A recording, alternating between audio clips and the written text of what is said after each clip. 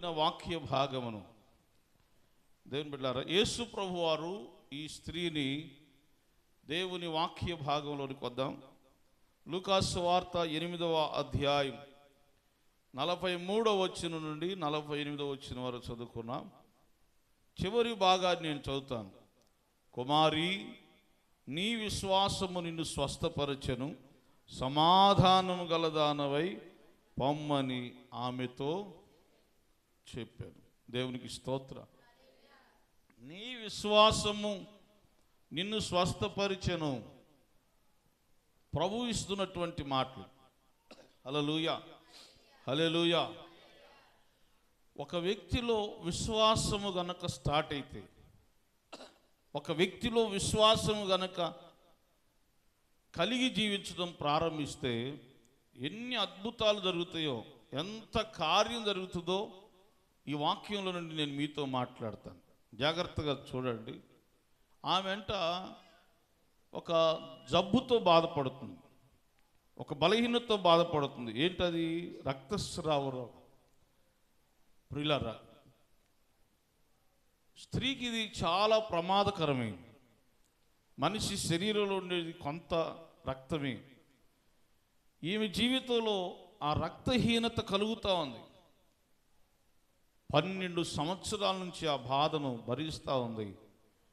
చాలా మందిని ఆశ్రయించినా కూడా ఆమెకున్న బాధ పోలేదు. అయితే కొంతకాలం అయిన తర్వాత యేసు ప్రభువారు ఆ ప్రాంతానికి వచ్చాడని తెలుసుకొని యేసు ప్రభు దగ్గరికి వెళ్ళాలని ఆశపడింది. దేవునికి స్తోత్రం. చాలా జాగ్రత్తగా వినండి. మీరు ఎప్పుడు విన్నది కాదు, ఈరోజు ప్రత్యేకంగా పరిశుద్ధాత్మ దేవుడు మాట్లాడతాడు. చాలా జాగ్రత్తగా వినండి. విశ్వాసము నీ జీవితంలో ప్రారంభిస్తే, విశ్వాసము గనక నీలో ఆ విత్తనం ఉంటే ఎలా జరిగిద్దో దాని వివరణ ఇస్తాను మీకు. విశ్వాసం అనేది నీలోకి వస్తే మొట్టమొదట యేసు ప్రభువు దగ్గరికి వస్తావు. దేవునికి స్తోత్రం. హల్లెలూయా. గట్టిగా చెప్పండి, హల్లెలూయా. నమ్మకం అనేది నీలో కలిగితే దేవుని దగ్గరకు రావడం తలంచుతావు, ఆలోచన ప్రారంభం చేస్తావు. ఆ ఆలోచన కార్యరూపం దాలుస్తావు. వెంటనే ఎప్పుడైతే దేవుని దగ్గరికి వెళ్ళాలని ఆలోచన వస్తుందో వెంటనే ప్రభు దగ్గరికి వెళ్ళడానికి నడిపించబడతాం. చూడండి, విశ్వాసం చాలా ప్రాముఖ్యమైనది. దేవుని దగ్గరకు నడిపించేది ఈ విశ్వాసం. దేవుని దగ్గరకు నడిపించేది ఈ విశ్వాసమే. దేవునికి స్తోత్రం. హల్లెలూయా, హల్లెలూయా. ప్రియులారా, చాలామంది దేవుని దగ్గరికి వెళ్ళడానికి నిర్లక్ష్యంగా ఉంటారు. చాలా జాగ్రత్తగా వాక్యాన్ని వినండి. విశ్వాసం అనేది నీలో ప్రారంభమైతే ఒక మంచి ఆలోచన నీకు దేవుడు ఇస్తాడు, ఆయన దగ్గరికి వెళ్ళాలి అని. ఆ ఆలోచన అలాగ ఉండదు, వెంటనే కార్యరూపం దాల్చడం మొదలు పెడుతుందండి. ఆలోచన రావడం, వెంటనే ఆ ఆలోచన నెరవేర్పుకొచ్చేస్తుంది దేవుని దగ్గరికి వెళ్ళడం. ఈరోజు చాలామంది ఈ విశ్వాసము లేకనే దేవుని దగ్గరకు రాలేకపోతున్నారు, ప్రభువు దగ్గరకు రాలేకపోతున్నారు. ఒక చిన్న ఉదాహరణ చెప్తాను చూడండి. ఆరాధన ఉంది, 10 గంటలకు ఆరాధన ఉంది. దేవుని దగ్గరికి వెళ్ళాలని ఆ ఆశ నీలో ఉంటే, ఆ విశ్వాసం నీలో పనిచేస్తుంటే వెంటనే ఆయన దగ్గరికి వెళ్ళి ఆరాధనలో పాల్గొనని తపన, ఆ తృష్ణ, ఆ ఉద్దేశం నీకు కలుగుతుంది. దేవుని దగ్గరికి వెళ్ళాలని ఆలోచన నీలో ఉంటే వేకువనే లేచి దేవుని సన్నిధిలో మోకరించాలని, దేవుని సన్నిధిలో ప్రార్థన చేయాలని ఆశపడతాడు. చాలా జాగ్రత్తగానండి. విశ్వాసం నీలో ఉంటే, ఆ నమ్మకం దేవుని మీద, ఆ నమ్మకం అనేది నీలో ఉంటే దేవుని పని చేయాలని పరుగులు తీస్తాం. దేవునికి స్తోత్రం. గట్టిగా చెప్పండి, హల్లెలూయా, హల్లెలూయా. దేవుని మందిరమునకు వెళ్ళుదము రండి అని వారు చెప్పుకొని సంతోషించారంట. ఎందుకని? కారణం ఏంటి? దేవుని మందిరములో ఒక్క దినము గడుపుట 1000 దినాల కంటే, భక్తిహీనులతో నివసించుట కంటెను నీ మందిరావరణములో ఒక్క దినము గడుపుట. భక్తిహీనులతో నివసించుట కంటెను నీ మందిరావరణములో ఒక్క దినము గడుపుట 1000 దినాల కంటే శ్రేష్టమైనది. 1000 దినాల కంటే శ్రేష్టమైనది. శాశ్వత కృపను నేను తాళంచగా కానుకానైతిని నీ సన్నిధిలో. కానుకానైతిని నీ సన్నిధిలో. హల్లెలూయా. కనుక దేవుని సన్నిధికి వెళ్ళాలని ఇక ఎవ్వరు నిన్ను అడ్డు పెట్టిన ఆగో. దేవుని బిడ్డలారా, బుద్ధిగల కన్యకలు పెళ్లి కుమారుని ఎదుర్కోవాలని వారన్నిటినీ సిద్ధపరుచుకొని ఎప్పుడు ఎదుర్కొందామా, పెళ్లి కుమారుని స్వరం వినాలి, పెళ్లి విందులో పాల్గొనాలని ఆశపడినట్లుగా పరిగెత్తారు.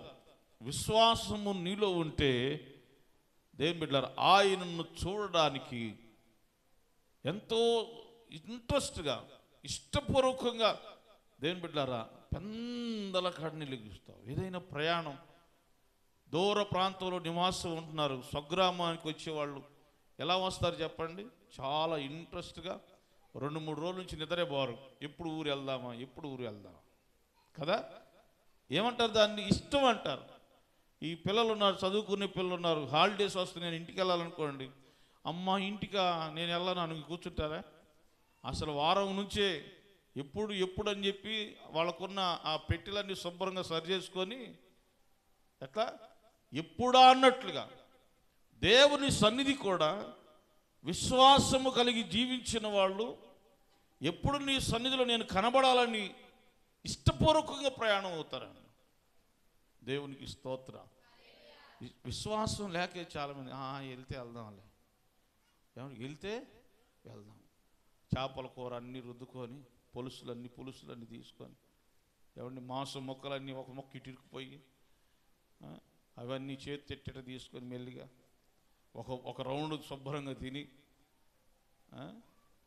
అంటే వీళ్ళ నేను ఎందుకు చెప్తున్నానంటే ఇదంతా వాళ్ళకి విశ్వాసం అనేది లేకపోవడం వల్ల దేవుని సన్నిధికి పరిగెత్తడానికి ఇష్టపడరు. అదే మగతా కూలి అండి. ఒక పట్టె మొత్తం కోసుకుని వస్తే 2500 రూపాయలు ఇస్తామంటే ఎంత ఇంట్రెస్ట్ పరిగెత్తారు. నమ్మకం 2500 వస్తున్నాయి. ఆశ అనేది వేరు. దేవుని బిడ్డలారా, ఇష్టపూర్వకంగా వెళ్ళేది వేరు. ఇష్టపూర్వకంగా పరుగులు తీయటం. దేవుని బిడ్డలారా గమనించాలి. ఈ స్త్రీ ఆలోచన చేసింది, నేను ఎంతోమంది దగ్గరికి వెళ్ళాను, బాగుపడలేదు, నా జీవితం బాగుపడలేదు, నా జీవితం సరికాలేదు, స్వస్థత పొందలేదు, నేను ఆయన దగ్గరికి వెళ్ళాలనుకుంది. బయలుదేరి యేసు ప్రభు దగ్గరికి వచ్చింది. ఆయన దగ్గరికి రావాలని ఆశ. గత వారంలో చెప్పాను, జక్కయ్యకి ఆయన ఎలా ఉంటాడో చూడాలని ఆశ పుట్టింది. పరిగెత్తుకుంటా మేడి చెట్టు ఎక్కాడు. దేవునికి స్తోత్రం. గట్టిగా చెబుతా హల్లెలూయా, హల్లెలూయా. ప్రియులారా, నీకున్న లోపల నీకున్న విశ్వాసమే నీలో ఆత్మ కార్యాన్ని చేస్తుంది. నీలో ఉన్న విశ్వాసమే నీకున్న బలమైన ఆయుధం. అంటే మాకు విశ్వాసం లేదా అంటారు, ఉందో లేదో వాక్యం విన్న తర్వాత మీరే నిర్ణయించుకోండి. దేవుని పని ఎలా చేస్తున్నావు, డబ్బులు వచ్చే పని ఎలా చేస్తున్నావు, విశ్వాసం ఉందో లేదో నీకు అర్థమైపోద్ది. దేవుని పని ఎలా చేస్తున్నావు, దేవుని బిడ్డ నీ కుటుంబంలో పిల్లల మధ్య నీ కుటుంబ బాధ్యతల మీద ఎలా పని చేస్తున్నావు నీకు అర్థమైపోతూ ఉంటుంది. ఇప్పుడు వాక్యం చదువుతుంటే చెప్తా ఉంటే కొంతమంది కుటుంబం అంటే ఎంత ప్రేమ, దేవుని కంటే ప్రేమ. మనలాంటి ప్రేమ కలిగిన వాళ్ళు, మనకంటే గొప్ప ప్రేమ కలిగిన వాళ్ళు ఉన్నారు. అందుకని యేసు ప్రభు వారు అన్నాడు, నాకంటే ఎవరిని ఎక్కువగా నువ్వు ప్రేమించనే. దేవునికి స్తోత్రం, హల్లెలూయా. దేవుని కంటే ఎక్కువగా దేనిని ప్రేమించుకో. కొంతమంది అసలు కుటుంబం మీద ఎంత ప్రేమ ఉంటుందో, కుటుంబం కోసం మందిరాన్ని కూడా మానేస్తారు. కుటుంబం కోసం వాక్యాన్ని మందిరం రమ్మంటాం. దేనికి కారణం ఏంటంటే దేవుని సన్నిధిని అనుభవించడానికి, దేవుని వాక్యాన్ని విని జీవితాన్ని సరిదిద్దుకోవడానికి మందిరానికి రమ్మనేది. అది కూడా మానేస్తారు. ఏదైనా ఎక్కువ డబ్బులు ఆశ కలిగింది అనుకోండి, మందిరం మానేస్తాం. ఇంట్రెస్ట్ లేదు. ఇష్టపూర్వకంగా ఆ విశ్వాసం అనేది ఎప్పుడైతే నీలో బలహీనత ఉంటుందో ఈ తేడా గమనించవచ్చు. నువ్వు డబ్బుకి ఎక్కువ వాల్యూ ఇస్తున్నావు, దేవునికి ఎక్కువ వాల్యూ ఇస్తున్నావు. దేవునికి స్తోత్రం. హల్లెలూయా, హల్లెలూయా. ప్రియులారా, విశ్వాసం అనేది ఈమె జీవితంలో ప్రారంభమైంది, యేసు ప్రభువు దగ్గరికి వచ్చింది. రెండవ అంశంలోకి వెళ్తున్నాను చూడండి. ఆమె ఆయన వస్త్రపు చెంగు ముట్టెను. ఆయన వెనుకకు వచ్చి ఆయన వస్త్రపు చెంగును ముట్టెను. వెంటనే ఆమె రక్తస్రావము నిలిచిపోయాను. వెనుకకు వచ్చి ఆయన వస్త్రపు చెంగును తాకెను. దేవునికి స్తోత్రం. హల్లెలూయా. వాస్తవంగా ఇక్కడ ఉన్న విషయాన్ని మేము చెబుతాను చూడండి. యేసు ప్రభు వారు ఈ ప్లేస్లో కూర్చుని ఉన్నారు, నిలబడి ఉన్నారు అనుకుందాం, లేదు కూర్చొని ఉన్నారు అనుకుందాం. వెనకకుండా వచ్చి ఆయన వస్త్రాన్ని ముట్టింది. యేసు ప్రభు దగ్గర శిష్యులు ఉన్నారు. ప్రాముఖ్యమైన వాడు పేతురు ఉన్నాడు, శిష్యులు ఉన్నారు. వీళ్ళందరూ కనులు మూయబడ్డ, అక్కడున్న వాళ్ళందరూ కళ్ళు మూసుకొని ఉన్నారా? ప్రార్థన ఏం చేస్తున్నారా?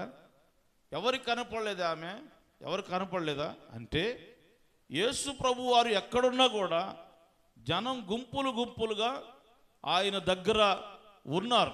ఇందులో సందేహం లేదు, వాక్య లేఖనం అది. ఈ రక్తస్రావ రోగం కలిగినటువంటి స్త్రీ సహోదరి కొంత సమయం పరామర్శించి చూసింది. ఎలాగా ఎలాగా ఎలా ఆయనతో మాట్లాడడానికి కుదరదు. ఆయన ఎలా ఉంటాడో చూడాలనుకోవటం కూడా వీలు పడని సందర్భం. కనీసం ఆయన వస్త్రపు చెంగునైనా ముట్టాలి అనుకొని ముట్టింది. దేవునికి స్తోత్రం. ఇందులో నుంచి నేనేం చెప్పాలనుకుంటున్నానంటే ప్రియులారా, విశ్వాసం కలిగినటువంటి వ్యక్తి దేవుని దగ్గరకు వచ్చి దేవుని సన్నిధిలో ఉంటాడు. రెండవది కార్యరూపం దాల్చింది. ఎట్లా అంటే ఆయన ఎలా ఉన్నాడో ఆయన మాట, ఆయన నా వైపు చూడాలి, నన్ను దర్శించి మాట్లాడాలి, నేను ఈ బలహీనతలో నన్ను ముట్టాలి, ఇవేవీ లేవు. నయమాన్ అనుకున్నాడు. ఏమనుకున్నాడంట? నేను రాగానే నేను సైన్యాధిపతిని కాబట్టి నేను రాగానే ఎలీషా వచ్చి నయమాన్ బాగున్నావా? అయ్యా నువ్వు సైన్యాధిపతి అని గౌరవించి పరామర్శించి నాకు ఒక పీట వేసి నాకున్నటువంటి బలహీనతను ఇలా పట్టుకొని ఇలా టచ్ చేసి తాకి యేసు నామములో స్వస్థత కలుగునుగా. కానీ ఇప్పుడు సేవకులు ఎలా ప్రార్థన చేస్తున్నారో అలా ప్రార్థన చేస్తాడు అనుకున్నాడంట. ఎవరు? హల్లెలూయా. దర్శనాలు చూడబాకండి, కళలు ఇక్కడ కనబాకండి. ఏదైనా టిఫిన్ ఉంటే ఇంటికి వెళ్ళి తినండి, కళ్ళలో తినబాకండి. బిర్యానీ లేదని ఉంటే కళ్ళలో తినబాకండి, కళ్ళు మూసుకొని తినబాకండి. నోరు తెచ్చి అలా చూడబాకండి. దోమలు మంచి కాదు, ఈగలు మంచి కాదు, వాడికి తెలియదు నీ నోరు అని వెళ్ళిపోతాయి లోపలికి కదా. చక్కగా వాక్యం వినండి. నయమాన్ అనుకున్నాడు. ఏమనుకున్నాడు? ఆయన వచ్చి నన్ను ఎంతగా రెస్పెక్ట్ ఇచ్చి నాకు గౌరవం ఇచ్చి నా దగ్గరకు వచ్చి నాతో మాట్లాడి యెహోవా నామములో ప్రార్థన చేస్తాడేమో, ఆయన దేవుని నామములో ప్రార్థన చేస్తాడేమో అనుకున్నాడు. ఇవేవి లేవు అక్కడ. అలా దూరాన్ని చూసి నువ్వు వెళ్ళి యోర్దాను నదిలో మునుగన్నాడు. అలాగని ఈ స్త్రీ కూడా యేసు ప్రభువారు నన్ను చూడాలని కానీ ఇవేమీ లేవు. కారణం ఏంటంటే ఆమెకున్న బలహీనత ఆమెను మరుగు చేస్తూ ఉంది. ఎవ్వరికీ తెలియకుండా వెళ్ళి యేసు ప్రభువారి వస్త్రాన్ని నేను తాకాలి. దేవునికి స్తోత్రం. హల్లెలూయా. ఎవరికి తెలియకుండా వెళ్ళాలి, ఎవరికి కనిపించకూడదు, అందరిలో అలాగ నిల్చున్నట్టుగానే ఉండాలి. ఆయన వస్త్రాన్ని నేను తాకాలి అంటే తనను తాను బయలుపరుచుకోవడానికి ఇష్టపడలేదు. జాగ్రత్తగా వినండి, వింటేనే అర్థమైంది. మీరు మధ్య మధ్యలో ఆలోచన వచ్చినప్పుడు వింటే అర్థం కాదు. ఆమె బయలుపరుచుకోవడానికి, తెలియపరచుకోవడానికి ఇష్టపడలేదు. మీకు అర్థం కావడం చెబుతాం.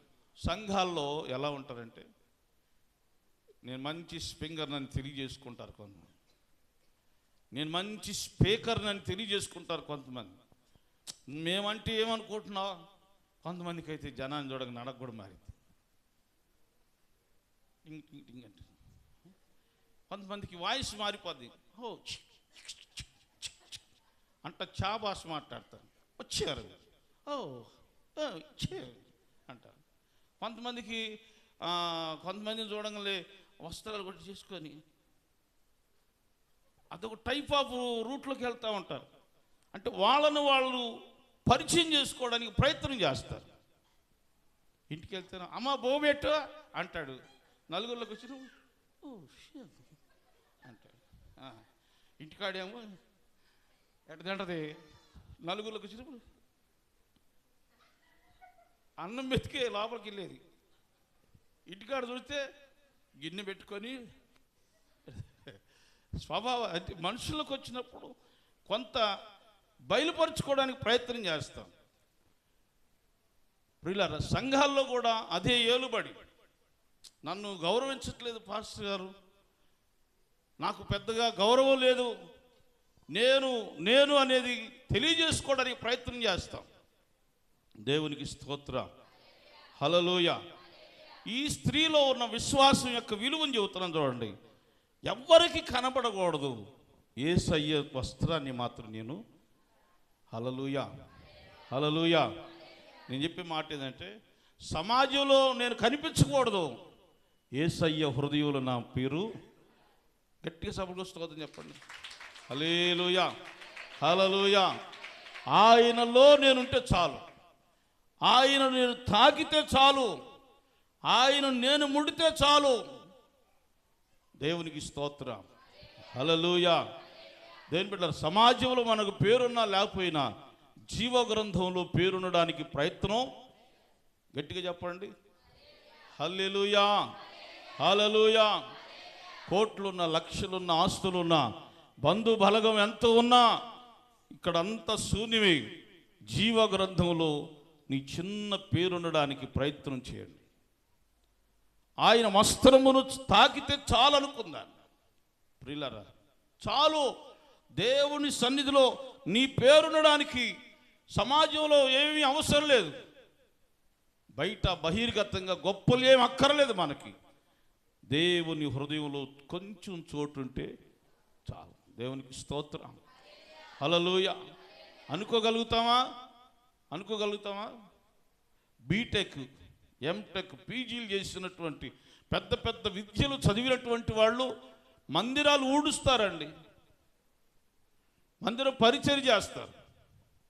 పెద్ద పెద్ద ఉద్యోగాలు, ఫస్ట్ క్లాసు టీచర్స్ కానీ, ఫస్ట్ క్లాసు ఉద్యోగస్తులు కానీ, అంటే కలెక్టర్లు, పెద్ద పెద్ద జడ్జిస్ లాంటి వాళ్ళు కూడా యేసు ప్రభువుని అంగీకరించిన వారు మందిరం పని చేస్తారు. వెళ్ళి మందిరం పని చేస్తారు. ప్రభువా, నాకు ఈ భాగ్యం ఇచ్చినందుకు స్తోత్రమయ్యా. మనం వాళ్ళందరికంటే పెద్దవాళ్ళం కదా. మనం వాళ్ళందరికంటే. ఆ మధ్య ఒక సహోదరి వచ్చి అంటాను, ఎవర్రా ఇక్కడ ఊడ్చింది, ఎవర్రా అంటాను. ఆడ చిన్న మట్టి గింజలు 2 ఉన్నాయి, మట్టి పిల్లలు ఆ టైల్స్ మీద 2 ఉన్నాయి. వచ్చి అంటది, ఎవర్రా ఇది ఊడ్చింది ఎవరు అంటాను. ఆ మట్టి పిల్లలు ఎందుకు పడ్డాయో తెలీదు. అరే, నేను ఓడవలేకపోయానే, ఏ రోజు నేను మందిరంలో ఒక పరిచయం చేయలేకపోయాను అనుకోమని. విశ్వాసం లేని వాళ్ళ పరిస్థితులు ఎలా ఉంటాయి చెబుతున్నారు. వచ్చి ఆ మట్టి పిల్లలు ఇటు కాలుతుందని అట్టని కూర్చున్నారు. మీరు చూడండి, చాలా చాలా చోట్ల మనకంటే ఉన్నతమైనటువంటి వాళ్ళు దేవుని పని చేయడానికి ప్రాధేయపడి అడుగుతారు, అయ్యా ఈ వారం మాకు దేవుని పని చేయడానికి అవకాశం ఇవ్వండి. దేవునికి స్తోత్రం, హల్లెలూయా. ఆయన హృదయంలో నీ పేరునడానికి, ఆయన హృదయంలో ఆయన సన్నిధిలో, ఆయన సంఘములో నీ పేరునడానికి ప్రయత్నం చేయి. బయట మనుష్యులందరూ కనబడాలని కోరుకోవద్దు. దేవుని బిడ్డలారా, అందుకే మత్తయి సువార్తలో ప్రభు అన్నాడు, నీ ఉపవాసం చేయనప్పుడు నీ గదిలోనికి వెళ్ళి తలుపు వేసుకొని రహస్యమందు చూచుచున్న నీ తండ్రికి ప్రార్థన చేయి, ఆయన తప్పనిసరిగా నీ ప్రార్థనకు ప్రతిఫలము రహస్యమందు చూస్తున్న నీ తండ్రికి ప్రార్థన చేయి. చూసారా? కనుక దేవుని హృదయంలో నీ పేరు ఉండడానికి, దేవుని సన్నిధిలో నీ పేరు కనిపించాలి అంటే విశ్వాసం చాలా ప్రాముఖ్యమైంది. ఈమె జీవితం చూడండి, విశ్వాసంతో ప్రారంభమైంది. అక్కడ ఎన్ని సంవత్సరాలు, 12 సంవత్సరాలు ప్రయత్నం చేసినా దొరకని, ఆమె జీవితంలో లేనిది ఈ 12వ సంవత్సరం ఆమెకు ఒక విశ్వాసం అని విత్తనం వేసింది. లోపల ప్రభువు దగ్గరికి దాన్ని నడిపించింది. దేవునికి స్తోత్రం, హల్లెలూయా. ముట్టగానే యేసు ప్రభు వారు మాట్లాడాడు. ఏమని మాట్లాడాడు? నన్నెవరో అమ్మా, నన్ను ముట్టినది ఎవరని యేసు ప్రభువారు అడిగారు. దానికి ముందుగా ఆయన వస్త్రపు చెంగు ముట్టెను, వెంటనే ఆమె రక్తస్రావము నిలిచిపోయాను. దేవునికి స్తోత్రం, హల్లెలూయా. ఇది లాస్ట్లో చెప్తాను నేను. ప్రియులారా, నన్ను ముట్టినది ఎవరని యేసు అడుగగా అందరూ మేమెరుగమన్నప్పుడు పేతురు, ఏలినవాడా, జనసమూహములు కిక్కిరిసి నీ మీద పడుచున్నారు అనగా యేసు అన్నాడు, ప్రభు అన్నాడు, ఎవడో నన్ను ముట్టెను, ప్రభావము నాలో నుండి వెడలిపోయింది. దేవునికి స్తోత్రం. ఒక్కొక్క మంచి వివరణ ఉన్నాయి. ప్రియులారా, ఎవరో నన్ను ముట్టారనగానే జనం అందరూ ఫస్ట్ ఏమన్నారు? మాకు తెలియదు, మేము ముట్టలేదు అన్నారు. హల్లెలూయా అన్నారా లేదా?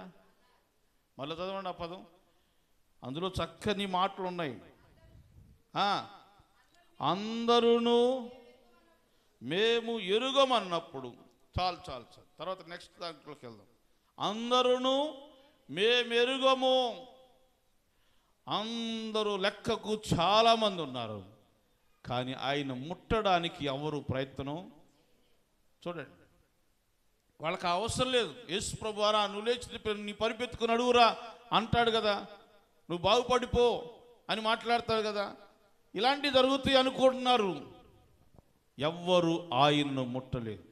నేను మాట చెబుతా, దేవుడు నాకు ఇచ్చిన ఉద్దేశాన్ని మీ ముందు పెడుతున్నా. 100 గొర్రెలు మేత వేస్తున్నాయి. ఎన్ని గొర్రెలు చూడండి, చెప్పండి, ఎన్ని గొర్రెలు? 100 గొర్రెలు మేత వేస్తున్నాయి. కాపరి మంచినీళ్ళు తాగుతున్నాడు. ఈలోగా ఒక్క గొర్రె, అబ్బా, ట్రాక్లో ఉన్నారు. దేవునికి స్తోత్రం. ఏమైంది? తప్పిపోయింది. కాపరి 99 గొర్రెలను చూశాడు, ఒక్క గొర్రె తప్పిపోయింది. ఇది కాపరి ప్రసంగం, ఇది వేరుగా ఉంటుంది, దాని గురించి నేను ఇప్పుడు ఇక్కడ చెప్పట్లేదు.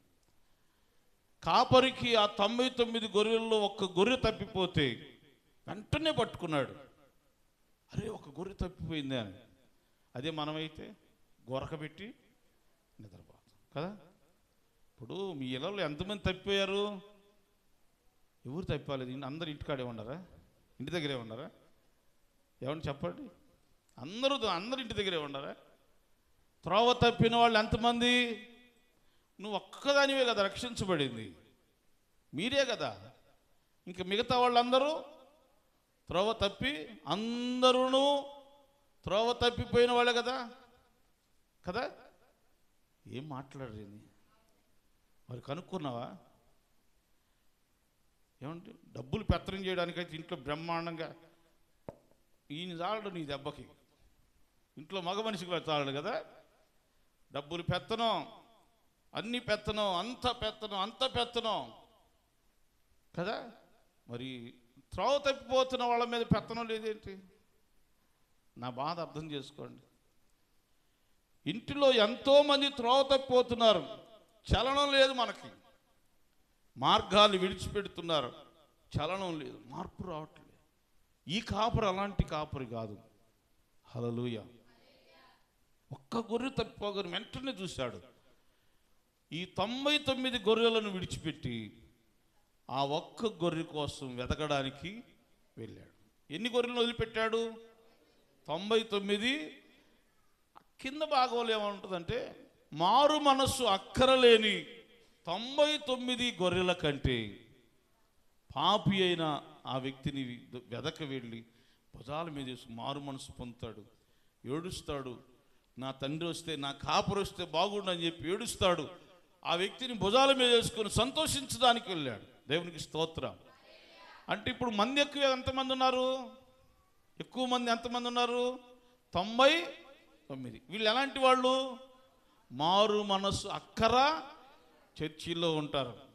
ఏమండి, నోవాహు వాడలో అయ్యా గుర్తుందా పాట? అది 2 పక్షులు ఉన్నాయంట. ఆ ఓడలో 2 పావురాలను పంపించారు. ఒకటి తెల్ల పావురం, ఒకటి నల్ల పావురం. హల్లెలూయా. మొత్తం మీద మీకు కొంత అవగాహన బాగానే ఉన్నారు.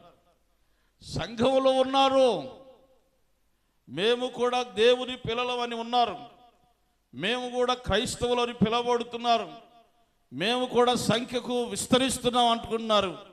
కానీ ఇలాంటి వాళ్ళు ఎలాంటి వారంటే వీళ్ళకి ఎక్కువ ఏ స్వభావం ఉందంటే మారు మనసు అక్కర లేని స్వభావం. వీళ్ళకి మారు మనసు అక్కరలేదు. నువ్వు బల్లగొద్ది వాక్యం చెప్పు, పెద్ద పెద్ద పాస్టర్లు తీసుకొచ్చి వాక్యం చెప్పు, మై లైఫ్ అంతే, నా జీవితం నా ఇష్టం, నువ్వు ఎన్నన్నా చెప్పుకో, గంట కాదు 2 గంటల ప్రసంగం చెప్పి ఆయన తీసుకొచ్చినా సరే, ఏమండి ఎన్ని సంవత్సరాలు వాక్యం చెప్పినా సరే, మైకులు బాక్సులు బద్దలు కొట్టే మా వాక్యాలు చెప్పినా సరే, నా లైఫ్ నా ఇష్టం. మార్పు ఏమన్నా వస్తుందా? ఇలాంటి వారు ఎవరంటే మారు మనసు అక్కరలేని 99 మంది. ఒకే ఒక్క గొర్రె, తప్పిపోయిన గొర్రె, మారు మనసు పొందడానికి తన జీవితాన్ని కాపరికి అప్పజెప్పడానికి ఇష్టపడిన గొర్రె. దేవునికి స్తోత్రం. హల్లెలూయా. మేము ముట్టలేదయ్యా నిన్ను, మేము టచ్ చేయలేదు. అసలు ఎవరు టచ్ చేశారు? అప్పుడు పేతురు అంటున్నాడు. ఏమన్నాడు పేతురు? ఏమన్నాడు? శిష్యుడైన పేతురు ఏమన్నాడు? జన సమూహములు ఈ విధంగా కిక్కిరిసి నీ మీద పడుచున్నారయ్యా, ఎవరు నిన్ను ముట్టుకున్నారో ఎలా చెప్పగలం అని. వీళ్ళందరూ ఏమంటున్నారు? మేము ముట్టుకోలేదు, దూరముగా ఉండి చూసేవాళ్ళు వీళ్ళంతా. ప్రియులారా, వీళ్ళు యేసయ్య పాదాల దగ్గర కూర్చోడానికి, యేసయ్య మాటలు వినడానికి, ఆయన వస్త్రమును తాకడానికి, ఆయన వలె నీళ్ల మీద నడవడానికి, ప్రత్యక్షతలు సంపాదించుకోవడానికి ఇష్టపడేవాళ్ళు కాదు వీళ్ళు. దేవుని దగ్గర ఆశీర్వాదం కొరకు మాత్రమే వచ్చే బ్యాచ్ ఇది అంతా. దేవుని కొరకు, దేవుని దగ్గరికి వెళ్తే మేలు జరిగిద్దని వచ్చే బ్యాచే వీళ్ళంతా. ప్రత్యక్షతల కోసం వచ్చేవాళ్ళు కాదు. విశ్వాసం ఏం చేస్తుందంటే ఆయన హృదయంలో నీకు చోటిస్తుంది. ప్రియులారా గమనించండి, మేమెవ్వరూ చూడలేదు, మేం కాదు. పేతురు కూడా సాక్ష్యం చెబుతున్నాడు. ఏమంటున్నాడంటే ఇంతమంది జనం ఇంత మీద పడుతుంటే ఎవరు అని చెప్పగలమయ్యా అని అన్నాడు. మరలా యేసుప్రభువు వారు నాలో నుంచి ప్రభావము మరలా ఖచ్చితంగా చెబుతున్నాడు. ఎందుకు చెబుతున్నాడు? కొంచెం ముందుకెళ్ళిన తర్వాత మాట్లాడతాం. ప్రియులారా, ఈ సంభాషణ జరుగుతున్నప్పుడు జనం కిక్కిర్చిపోతున్నారు. ఈమె ఆయన వస్త్రాన్ని ముట్టింది, ఆమెకున్న బాధ తగ్గిపోయింది, రక్తస్రావ రోగం ఆమెకు నిలిచిపోయింది. వెంటనే అర్థమైపోయింది. అంటే చూడండి ఆమె పొజిషన్ ఎలా ఉందో చూడండి. ఆమెకున్న బాధ వెంటనే తగ్గిపోయినట్టుగా ఆమె గ్రహించింది. దేవునికి స్తోత్రం. గట్టిగా చెప్పండి హల్లెలూయా, హల్లెలూయా. ఇప్పుడు మీరు ప్రార్థన చేయగలే, తలనొప్పి జ్వరం అని ప్రార్థన చేయగలే, మీరు ఎవరైనా ఆ ఫీల్ అయ్యారు? ఎప్పుడైనా బాగుపడ్డట్టుగా ఎప్పుడైనా ఫీల్ అయ్యి వెంటనే పాస్టర్ గారు దేవుడు నాకు తగ్గించాడండి అని చెప్పారు? ఎప్పుడైనా చెప్పారా? ఆ ఫీలింగ్ ఉంది. అసలు ఈమె గురించి ధ్యానం చేస్తున్నప్పుడు నాకు చాలా అద్భుతమైన సంగతులు ప్రభువు బయలుపరిచారు. ఆయన వస్త్రపు చెంగును తాకగానే ఆమె రక్తస్రావ రోగం నిలిచిపోయినట్టుగా, వెంటనే స్వస్థత వచ్చినట్టుగా గ్రహించింది. వెంటనే విశ్వాసం ఏం చేస్తుందంటే ఆత్మ సంబంధమైన కార్యాలని గ్రహించేటట్టుగా చేస్తుంది. గట్టిగా సభలో స్తోత్రం చెప్పండి. హల్లెలూయా, హల్లెలూయా. దేవుని బిడ్డ, అందుకే ఆత్మానుసారులు ఆత్మ విషయాల మీద మనసు పెడతారు. విశ్వాసం చూడండి, ఆయన వస్త్రమును తాకగానే ఆమెలో ఉన్న బలహీనత మొత్తం నిలిచిపోయినట్టుగా ఆత్మ విషయాలు ఏమేం జరుగుతున్నాయో గ్రహిస్తూ ఉంది. అదే మనమైతే అంత ముద్దోళం అన్నమాట. మనం ఇప్పుడు కూడా అర్థం కాదు మనకి. పిల్లరా, రాత్రి మేము ఒక ఇంట్లో ప్రార్థన చేయడానికి వెళ్ళాం. ఒక ఇంట్లో ప్రార్థన చేయడం, అతని యజమాని పేరు రాజారెడ్డి గారు. ఆయన సాక్ష్యం చెబుతున్నాడు. ఒకప్పుడు భయంకరంగా అయ్యప్పమాలలు వేసేవాడంట. ప్రతి ఏటా అయ్యప్పమాల వేసేవాడు. యేసు ప్రభువు దర్శించాడు. అవన్నీ విడిచిపెట్టి ప్రభువుని అంగీకరించి జీవిస్తున్నాడు. దేవునికి స్తోత్రం, దేవునికి స్తోత్రం, హల్లెలూయా. అయితే ఆయన చెప్పే సాక్ష్యం ఏంటంటే గొప్ప సాక్ష్యం, చాలా అద్భుతంగా చెబుతున్నాడు. 50 రూపాయలు కూడా వాళ్ళ నాన్న ఎప్పుడు చనిపోయాడంట. వాళ్ళమ్మ, ఈ అబ్బాయి, వాళ్ళ అన్నయ్య ఏమో వీళ్ళని పట్టించుకోకుండా వెళ్ళిపోయాడంట. 50 రూపాయలు కూడా మాకు లేని పరిస్థితి, ఆకలికి కూడా అల్లాడిపోయాము. కానీ ఒకరోజు ఒక న్యూస్ పేపర్ చదువుతుంటే దాంట్లో ఉద్యోగం కనపడింది. ఉద్యోగ వార్తల్లో ఒక వార్త కనపడింది. దానికి 200 రూపాయలు కట్టి ఆ టెస్ట్కి వెళ్ళాలంట. 200 లేవు. ఎవరు ఇస్తారు? ఉండటానికి పేరు మంచి పేరే, రెడ్లే. ఎవడు సహాయం చేసేవాడు ఎవడో లే. అందుకని అది విజయవాడలో ఎగ్జామ్ రాయాలంట.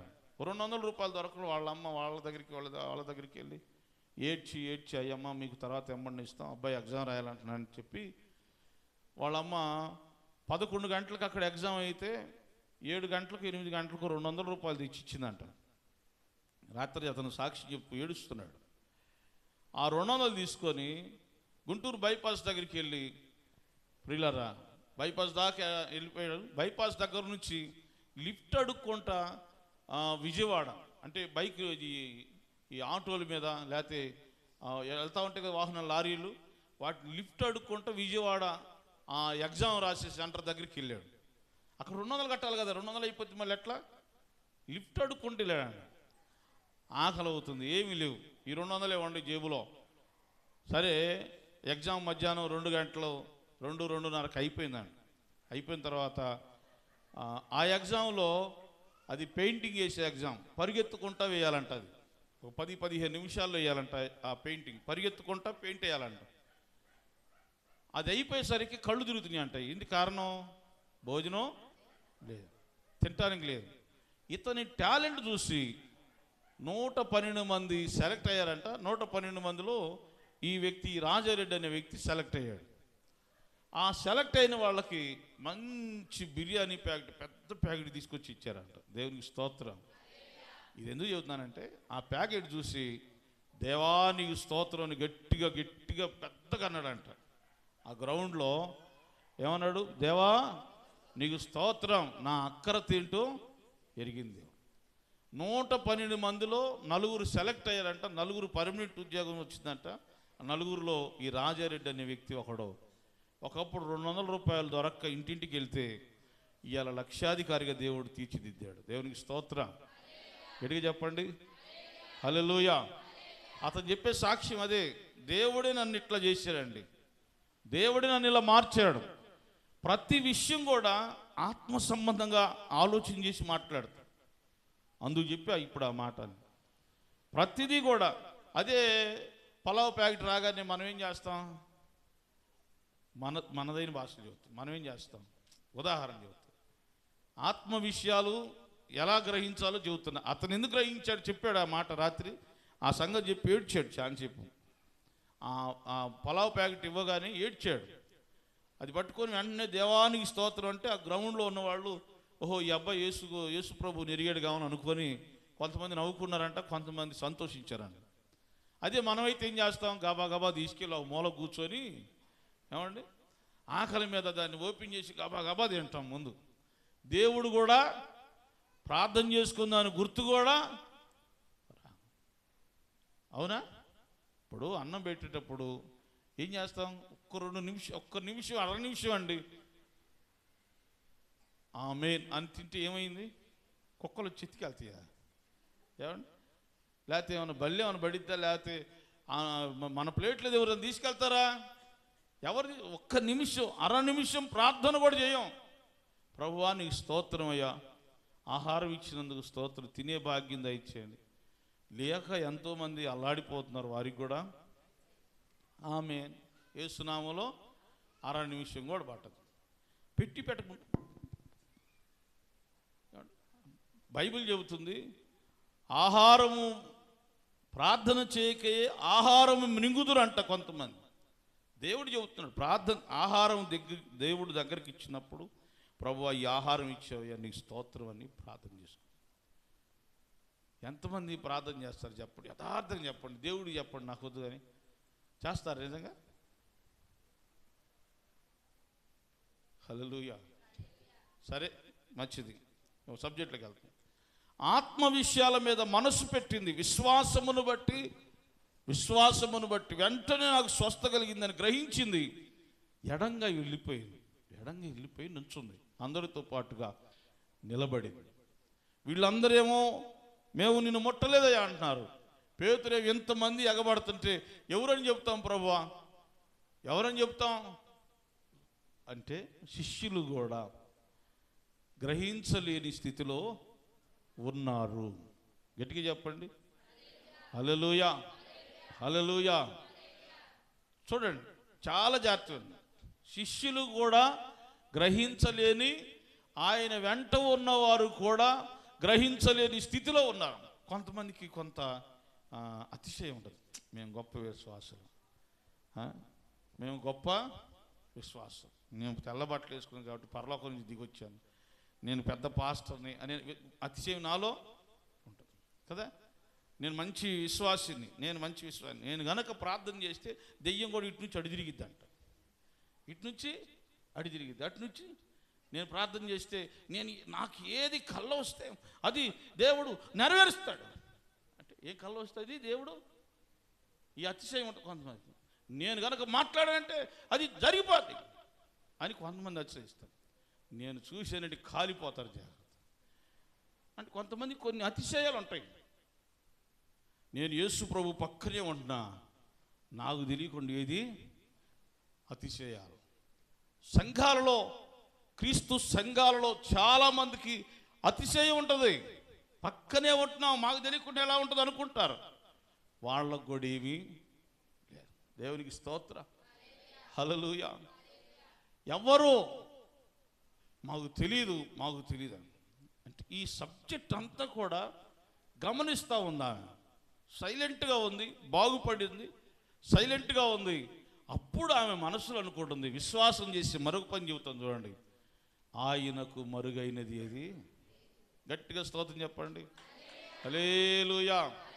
చూచుచున్న దేవుడవయ్యా నన్ను చూసినావు, చూచుచున్న దేవుడవయ్యా నన్ను చూసినావు, నీ పేరేమిటో ఎరుగనయ్యా, నా పేరుతో నన్ను పిలిచావయ్యా, నీ పేరేమిటో ఎరుగనయ్యా, నా పేరుతో నన్ను పిలిచావయ్యా, చూచుచున్న దేవుడవయ్యా నన్ను చూచినావు, చూచుచున్న దేవుడవయ్యా నన్ను చూచినావు.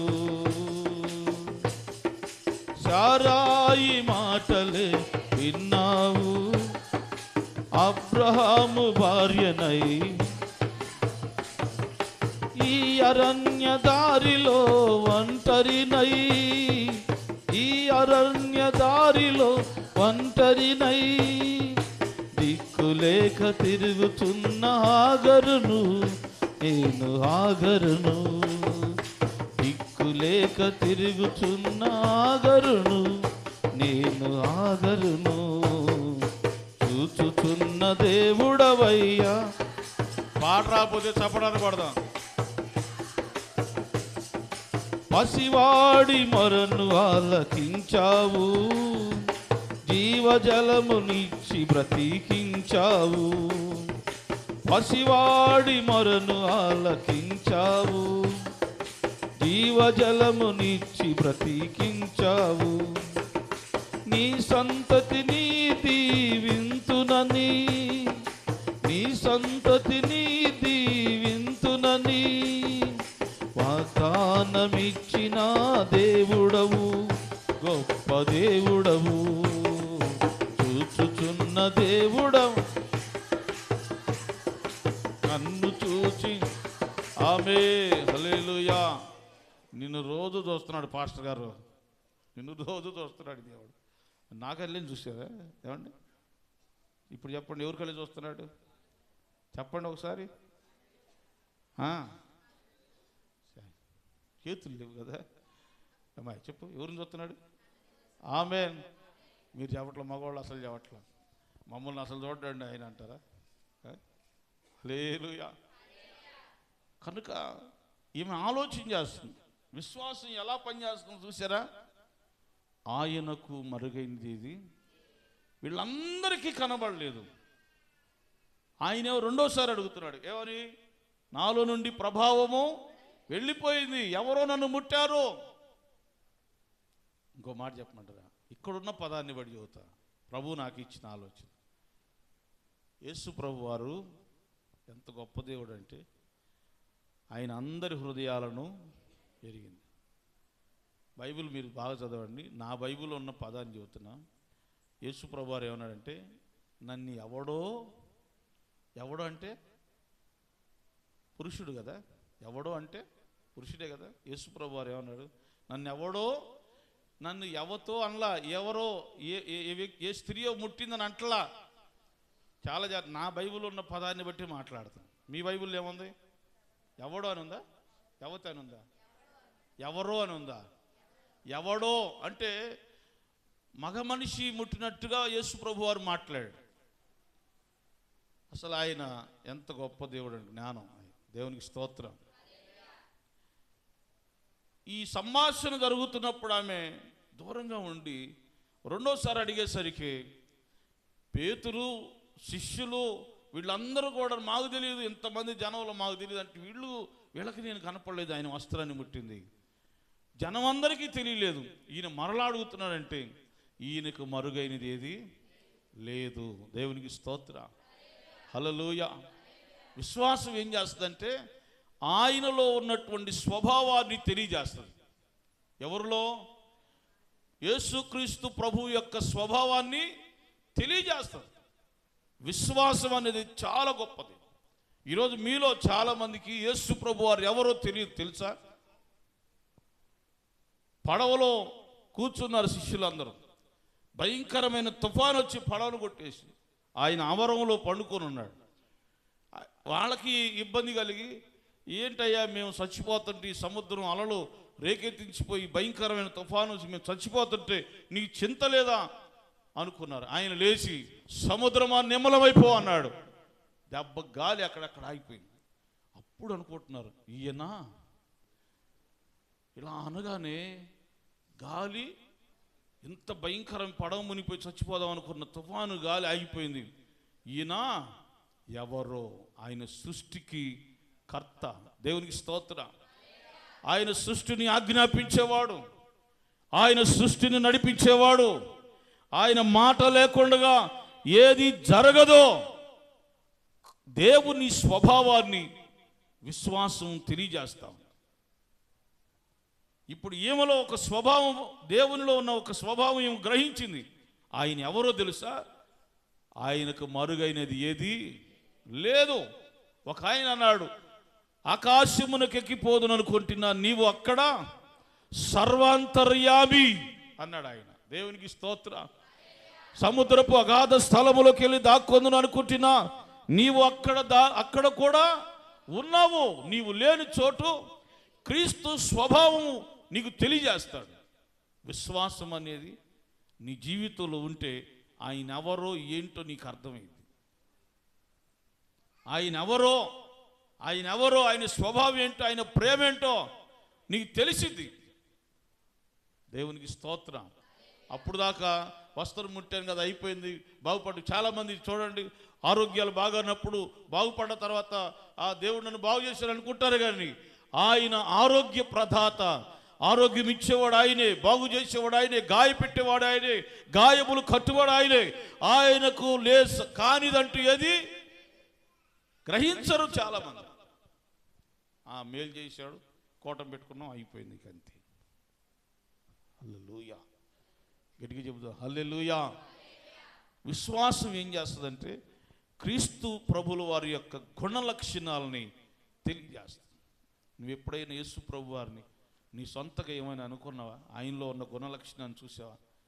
యేసయ్య నా జీవితంలో ఇంత గొప్ప కార్యం చేశాడు కాబట్టి ఆయన ఇంత గుణ లక్షణాలు కలిగిన వాడని ఎప్పుడైనా అనుకున్నావా? ఒక ఆయన చక్కని పాట రాసి, ఎబినేజరే ఎబినేజరే ఇంతవరకు ఆదుకున్నవే, ఎబినేజరే ఎబినేజరే ఇంతవరకు ఆదుకున్నవే, ఎల్రోయి ఎల్రోయి నన్ను చూసావే వందనమయ్యా, ఎల్రోయి ఎల్రోయి నన్ను చూసావే. ఓ యెహోవా రాఫా,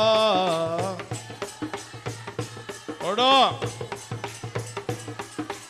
యెహోవా రాఫా స్వస్థపరచవే వందనమయ్యా, యెహోవా రాఫా యెహోవా రాఫా స్వస్థపరచవే వందనమయ్యా, నందు గ్లోరీ వందనమయ్యా, చప్పట్లో వందనమయ్యా, పూర్ణ మనసుతో ఆరాధింతు నిన్ను ప్రేమించేదన్. ఆమేన్ ఆమేన్. ఆరాధన హల్లెలూయా, ఆరాధన ఆరాధన ఆరాధన ఆరాధన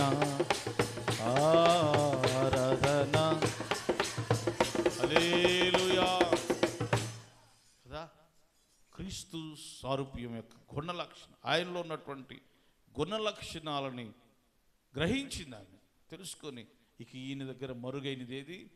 నేను ఎంతసేపు సాటు నుంచున్నా కూడా ఆయన కళ్ళకు నేను కనిపిస్తూనే ఉన్నాను.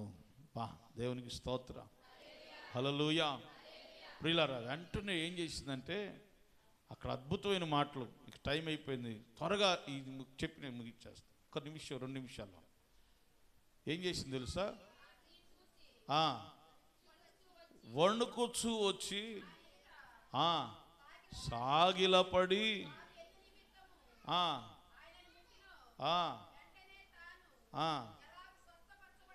ఎస్ ప్రజల ఎదుట తెలియజెప్పాను. దేవునికి స్తోత్రం, హల్లెలూయా. ఎన్నో అంశాలు ఉన్నాయండి, చాలదు టైం కాబట్టి క్లోజ్ చేస్తున్నా. ఏం చేసింది? అప్పుడు దాకా నిలబడి ఉంది. విశ్వాసం ఏం చేసింది తెలుసా? భయమును పుట్టించింది. ఎవరంటే? జనం అంటే కాదు, దేవుడంటే భయాన్ని పుట్టించి వణుకుచూ వచ్చింది. రెండవది ఏమైందట? సాగిలపడింది, నమస్కరించి. జనమందరూ ఒక పక్క వచ్చారు, ఆయన ఎదుట సాగిలపడింది. చూసారా? నీ విశ్వాసం గనక బలమైనదిగా ఉండాలి. అప్పుడు ఏమైంది చెప్పమంటారా? గ్రహిస్తున్నారా నా మాటలు? అప్పుడు కిక్కిరిసి ఉన్న జనమంతా ఎటు వెళ్ళిపోయారు? ఒక ప్రక్కకి.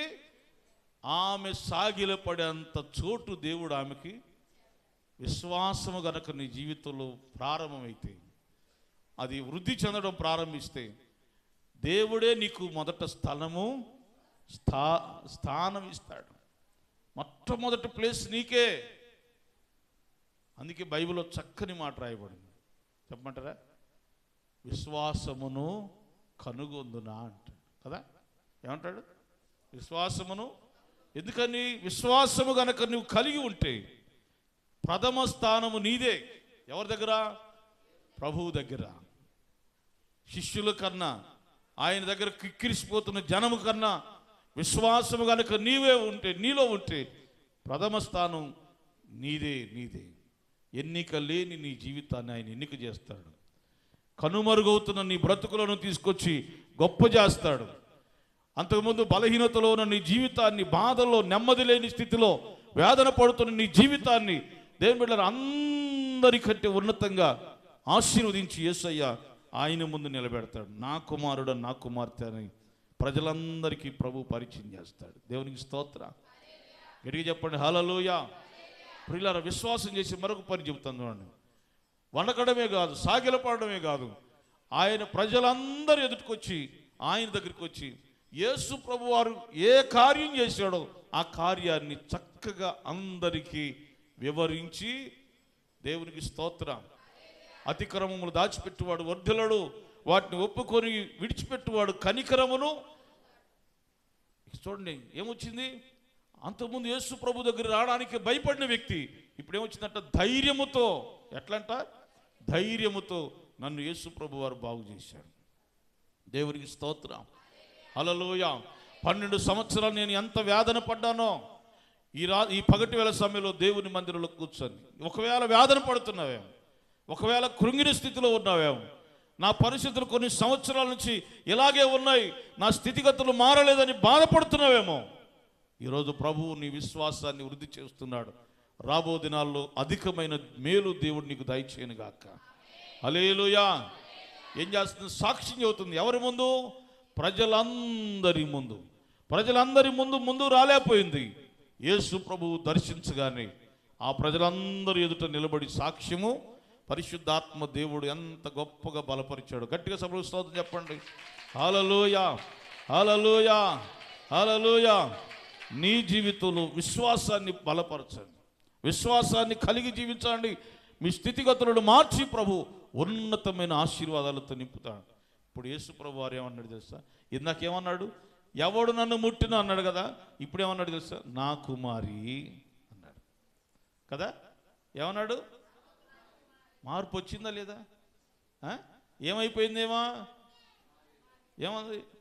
నీవుగా దేవుని ఎదుట ఇలాగ ప్రత్యక్షతలోనికి వస్తే ఆయన సొత్తైన ప్రజలుగా మార్చబడతాం. హల్లెలూయా. టైం అయిపోయింది. ఒక చిన్న పల్లవి శరణం పాడమంటారా? పాడకుండా ఉండలేము. ఇంటికి వెళ్ళి మాంసాల తర్వాత తిందరు.